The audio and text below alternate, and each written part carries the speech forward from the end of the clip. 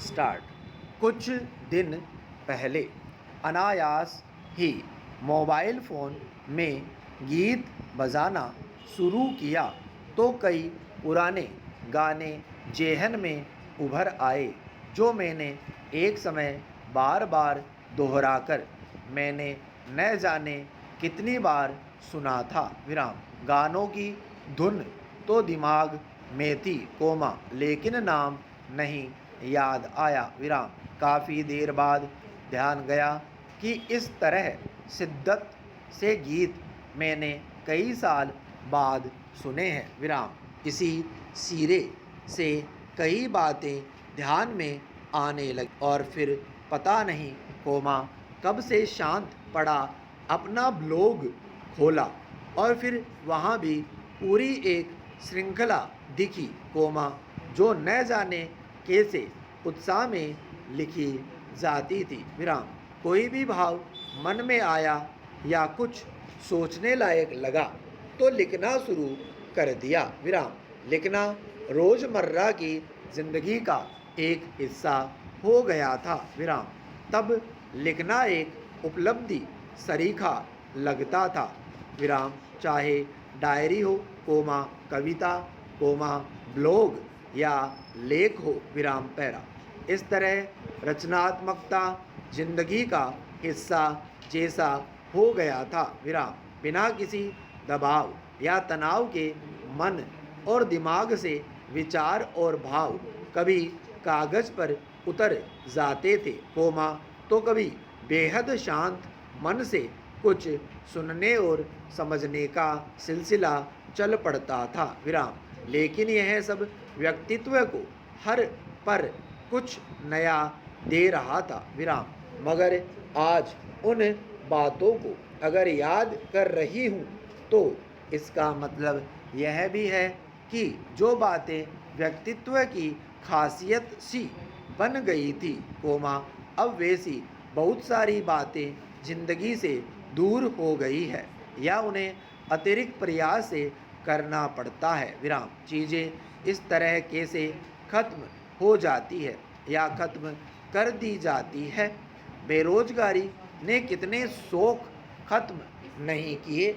अनगिनत युवाओं की विशिष्टता को कैसे लील लिया इस तंत्र की जकड़न ने। पैरा। यह सही है कि ऐसे काम स्वयं की प्रेरणा से ही होते हैं कोमा, लेकिन आखिर कब तक परिस्थितियाँ सहज रहती है या सोचने समझने और संवेदनाओं में घुलने के अनुकूल होती है कोमा, तब प्रेरणा भी कहीं से अनायास भी चली आती है अपने भीतर। विराम। लेकिन आज परिस्थितियों के दबाव ने मनुष्य की आत्मा को तो पहले ही दमित कर दिया है और बाहरी प्रेरणा जैसी चीज़ अपने सामाजिक प्रशासनिक ढांचे में कहीं है ही नहीं। विराम। आज भी यह सोचना दिमाग की नसों को हिला देने वाला अनुभव होता है कि जो कर रही हूँ कोमा, वह मेरे लिए कितना सही है। विराम। भागना पड़ता है लगातार खुद से कोमा, क्योंकि विकल्प जितने कम हैं कोमा, जोखिम उतना ही अधिक है और विफलता को लगातार ढोते जाने का यह डर भी कायम रहता है। विराम। बहुत सारी जड़ताओं से कोमा, भय से दूर होने के क्रम में पीछा आखिर किस किस से छुड़ाया जा सकता है। पैरा।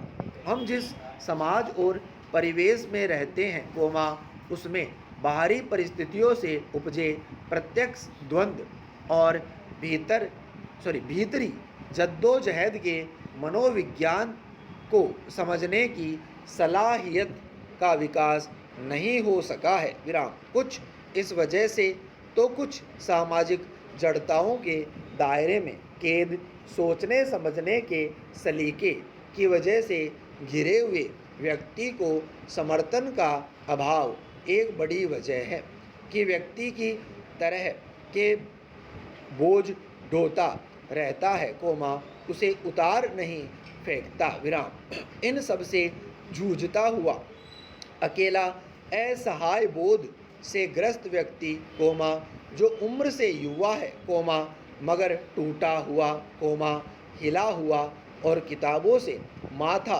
फोड़ता और कुछ न कर पाने के अपराध बोध से सना विराम। उम्र मायने कितनी रखती है विराम। आखिर सफलता व्यक्ति की उम्र न केवल बढ़ाती है कोमा बल्कि उसे युवा कोमा ऊर्जावान और स्वीकार्य भी बनाए रखती है विराम।